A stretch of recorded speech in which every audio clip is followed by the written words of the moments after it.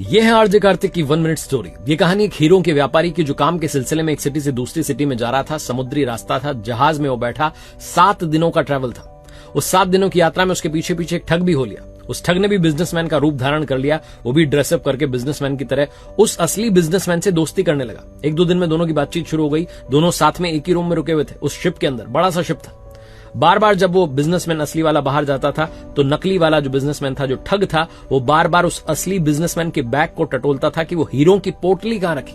लेकिन उसे वो हीरो की पोटली मिली नहीं। 7 दिन की यात्रा समाप्त होने को आई। जब जहाज से उतर करके सब अपने अपने घर की तरफ निकले तो वो जो ठग था वो दौड़ता भागा पहुंचा असली बिजनेसमैन के पास और जाकर के कहने लगा कि भाई साहब, अब तो बता दो, आप बिजनेसमैन हो कि मुझसे भी बड़े ठग हो?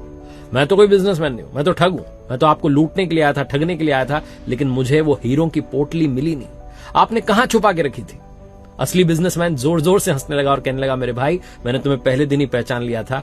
मैंने वो जो हीरो की पोटली थी, जब जब मैं बाहर निकलता था तो अपने बैग में से निकालकर तुम्हारे बैग में डाल देता था। तुम वापस रूम में जाकर के उस बैग को टटोलते थे, लेकिन मेरे वाले बैग को टटोलते थे, उसमें ढूंढते थे, अपने बैग को टटोलना भूल जाते थे।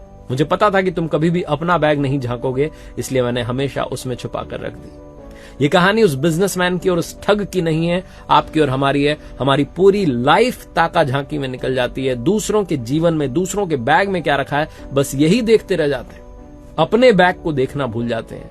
हमारे पास भी हीरे हैं। ये श्वास जो आ रही है, हीरे जैसी श्वासा बातों में बीती जाए। बातों में इस जीवन को व्यर्थ करना बंद कीजिए और जीवन का आनंद लेना, इसकी कीमत समझना शुरू कीजिए।